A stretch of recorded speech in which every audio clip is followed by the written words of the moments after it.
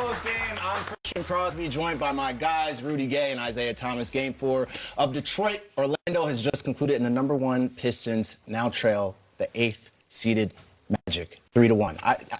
It's just crazy that I'm saying this top of show. I see you smirking a little bit. This is not what we expected from the 60-win Detroit Pistons team, trailing now 3-1. What is happening? Not at all. It's surprising. It's surprising, especially against a Magic team. But you got to give your respect, and you're just due to the Orlando Magic for being able to get up 3-1 with against such a good, Detroit Pistons team. Rudy? Yeah, I think this Orlando team was a team that we all thought underachieved. They had a lot of injuries, a lot of things going on with their team. We knew their talent, but not to this extent. We didn't think, I didn't think there would be an AC, but to be able to come in there and be the #1 seed the way they're doing it is crazy. Right, from the play-in to here is crazy, but we love to see it, right? All right, we'll be hearing from the coaches and players when they hit the podium, but for now, let's get to these highlights, which are very entertaining today, I must say. The Magic come into the game with tons of momentum. The Pistons look to even this series at 2 apiece. Let's see what happened, y'all. First quarter, a Pistons turnover leads to a Paolo Banchero jam. Timeout, Detroit. Let's look at it. Here it is. Okay, get up there. Yeah, start it off right then. That's how you got to start the game off, right? All right, around 4 minutes left in the first. Pistons trail by 6. Cunningham drains a 3. He did what he could. Wasn't enough, though. That's 10 first quarter points for Cade. Under 2 to go in the first. Dennis Jenkins drives, lays it in. Detroit is taking the lead from that. Second quarter now. Isaiah Stewart with a stalk down low. He says, no, thank you. Not here. That's 4 blocks for Stewart in the first half. Moments after that, Tobias Harris. Okay. Maximum transition. I like what I was seeing from Tobias today. Yeah. I really do like what I was seeing from Tobias. 20 points. That's also 10 stepped in the up. first half for Tobias. He did a lot today. He tried. It's from Wagner. Euro steps to a layup, cuts the deficit to 4. Seconds later, Magic ball again. Wagner. That's that Rudy Gay pull-up. That's that pull-up right there. Okay. 22, too. Under a minute to go, Desmond Bain drains a go-ahead tree. Probably going crazy, too. Next possession, Jenkins. 3 is off the mark. But a sorry time. I mean, come on, look at this. All over the place. Easy for him. I could do that. Y'all believe me? I believe you if you say it. I'm lying. All right, next up, seconds left in the half. Wagner drains the clutch 3 for the halftime lead. 17 first half points. Into the third quarter, Pistons ball. Jalen Duren gets blocked. What? Man, Jalen Duren just struggling. This series. I'm liking what I'm seeing between them two, man. They got some beef or something. They're battling for sure. We all love a good beef. Wagner hits Carter Jr. with the lob right here. Pistons then call a timeout. A couple minutes gone by. Cade gets the layup off a nasty handle. Game face converts the N1. Under 2 to go. Third. That's tough. Magic ahead by 1. That hurts. Bang. That hurts. Love to see it. Made the game interesting. Closing seconds of the third. That's a shutdown right there. Cade thought he had it. We didn't. Magic ahead by 6 here. The Pistons are the defensive team, and they don't look like it's not showing none of that. Facts. All right, we're going to the fourth. Harris drives along the baseline for the lay-in. He said, get off me. Get off me. Converts a free throw, 1-point game. Minute later, Banchero takes Harris on. Tough. Gets the N1 to go. He's a big boy, man. Makes the N1 to go up 4. Moments after that, Jamal Cain. That's what I want. Detonates on Duren for the jam. Man, what did he eat today? Like, what's going on with this guy? Look out. Good.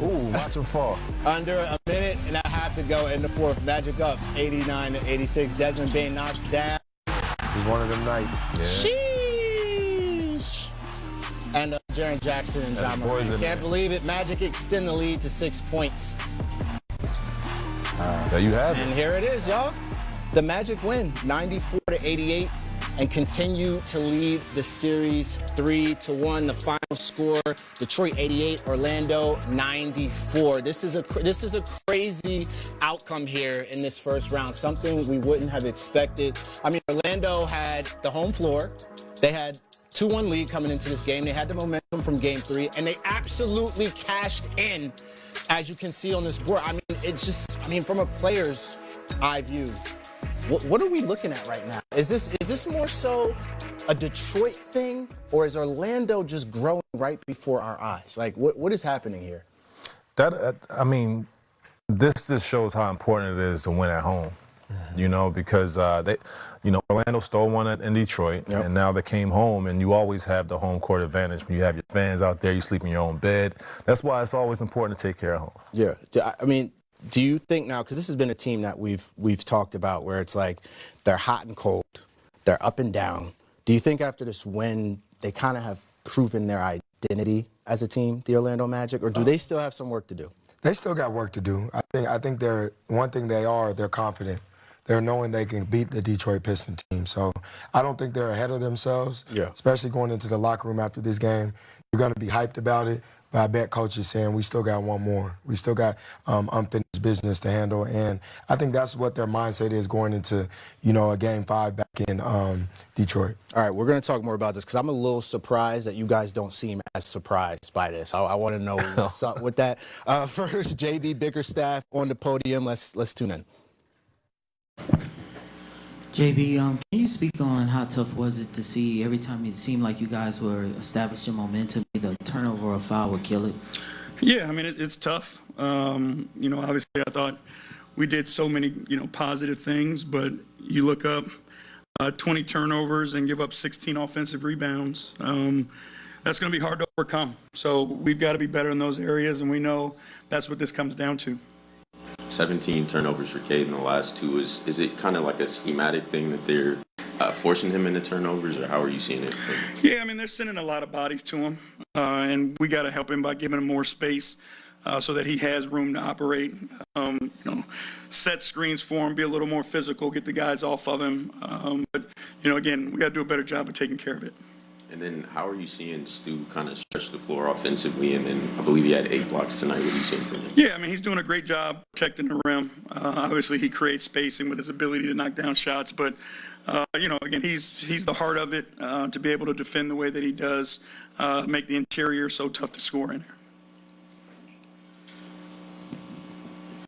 What did you see from Cade tonight? I think he sat the first three minutes. What was the process of just figuring out keeping him fresh, but also making sure he could impact the game late? Obviously, we need to have him on the floor. And, with the longer timeouts, they get a more chance to rest. So knowing that there's going to be at least a couple timeouts there, down that 9-minute stretch, he was going to get an opportunity to rest, but still go out and play.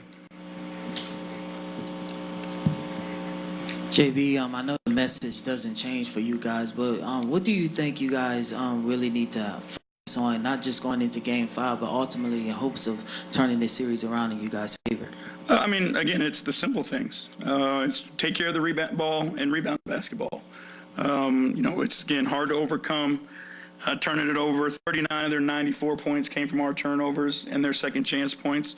We knew coming in that's what this was going to be, and we just got to do a better job of us collectively. It seemed like JD started to kind of get it rolling a little bit more offensively tonight, but what's kind of the challenge in just having him be more effective this series? Again, it's the bodies that they put in the paint, the amount of people and attention that they're putting on him. Give them credit. But again, we got to make sure we're taking advantage of the opportunities where we can to get him his touches when he is open. Coach, one of the things that seemed to go well for you tonight was with certain challenges for certain calls, they were able to get the overturned. The players would go to you, they'd give the signal, you would go ahead and do it. Walk us through kind of that communication process. Is that something you've worked through throughout the year, or is it just how locked in you guys are? Yeah, it's, again, trusting the guys that are asking for the challenges, understanding situations. One of them was going to be Cade's third foul, so I thought it was a great opportunity to challenge to prevent him from picking up his third foul. But, we got Will behind there who has a quick trigger, and he sees everything, and he gets us that information quickly. JB, obviously you have a young team in this kind of taking their first steps. Knowing what you know about this team, how do you think they'll respond? We're going to come out punching. That I promise you. We're not going to lay down for anybody.